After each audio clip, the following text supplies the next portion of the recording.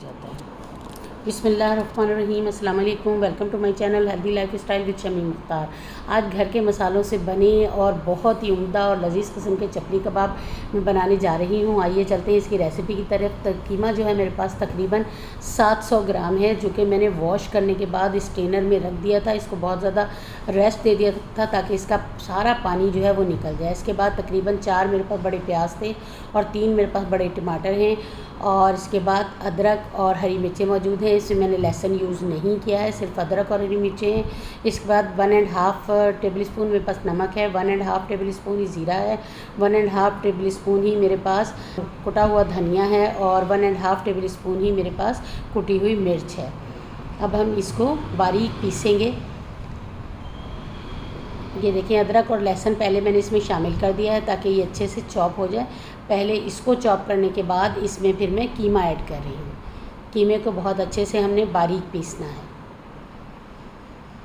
ये देखें, कीमा जो है वो बहुत अच्छे से 2 से 3 बार आप इसको चेक ज़रूर किया करें ताकि ये अच्छे से पीस गया है। तो इसके घर में जो आप बनाते हैं इसका कीमा थोड़ा सा अगर आप बारीक पीस लें तो ये अच्छे तैयार होते हैं।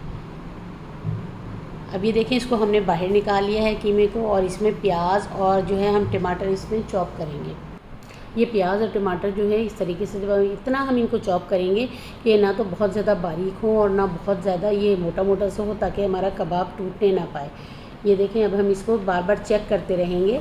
थोड़ी थोड़ी देर चलाने के बाद इसको एक मखसूस इसका हम रखेंगे कि इसमें ये देखें इस तरह का हमने इसको चॉप कर लिया है। और चॉप करने के बाद इसको हम स्ट्रेनर में शिफ्ट करेंगे।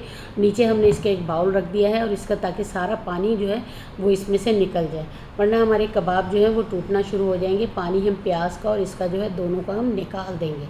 इसको दबा के थोड़ा सा स्ट्रेनर में, और कुछ वैसे अगर ज़्यादा देर के लिए आप रखा रहने दें तो भी इसका पानी जो है आराम से निकल जाएगा। अगर हाफ़ आवर के लिए आप इसको रखते हैं तो इसका फिर भी पानी निकल जाएगा। अगर आपको जल्दी है तो इसको थोड़ा सा दबा के आप इसका पानी निकाल दें। अब मैं कीमे में सारे जो खुश्क मसाले हैं वो इसमें ऐड कर रही हूँ। ऐड करने के बाद अब इसमें जो है इसमें मैं थोड़ा सा तकरीबन बारीक जो है पुदीना जो है वो कट करके इसमें ऐड करूँगी। इसको ज़्यादा जो हरा धनिया इसमें ऐड नहीं किया, सिर्फ पुदीना जो है इसमें मैं कट करके वो ऐड करूँगी। और इसके बाद जो हमने प्याज और टमाटर है उसका पानी निकाल के वो इसमें ऐड करूँगी। ये देखें, मैंने बहुत अच्छे से इसको पानी इसका निकाल दिया है और इसका बाउल में पानी मौजूद है। अब इसमें जो है ये मैं टमाटर और प्याज शामिल कर रही हूँ। इसके बाद मैं 3 टेबल स्पून इसमें जो है कॉर्नफ्लोर यूज़ करूँगी।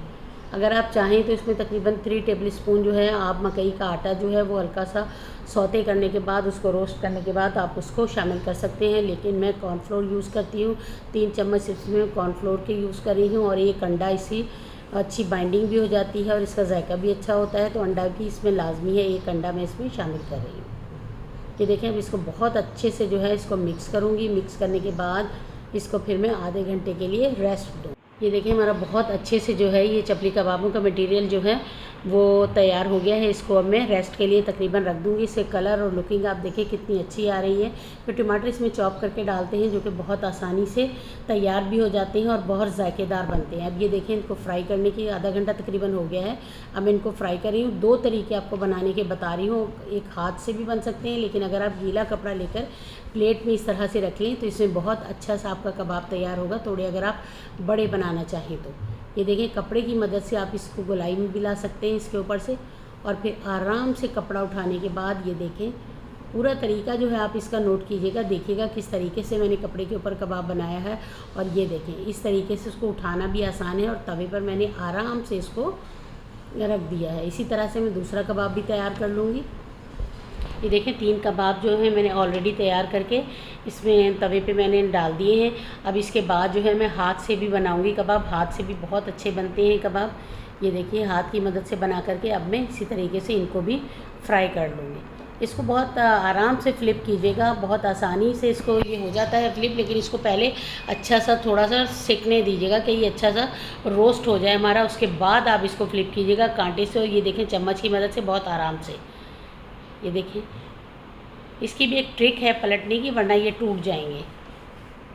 ये देखिए कितने अच्छे से हमारे तैयार हो गए हैं।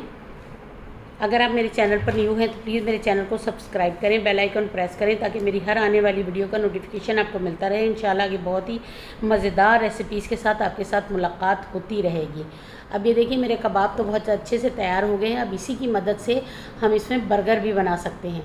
ये मैंने हल्का हल्का सा, आप चाहें तो बटर भी लगा सकते हैं। बटर मेरे पास इस वक्त घर में मौजूद नहीं था, देसी घी मौजूद था, जो कि हल्का हल्का सा मैंने इसके ऊपर लगाने के बाद तवे के ऊपर बहुत हल्का सा इसको सेक लिया है।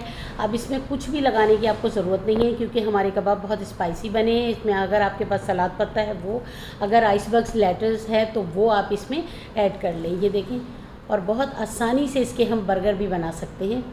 दोनों चीज़ें जो है मैंने आपको बता दी हैं। ये कबाब मैंने डिश आउट कर दिए हैं, इसी तरीके से मैंने 2 बर्गर को बना के दिखा दिए हैं। अब जो भी आपको पसंद हो वो आप बना सकते हैं। खुश रहें, खुशियाँ बाँटें। अल्लाह हाफिज़, अल्लाह निगहबान।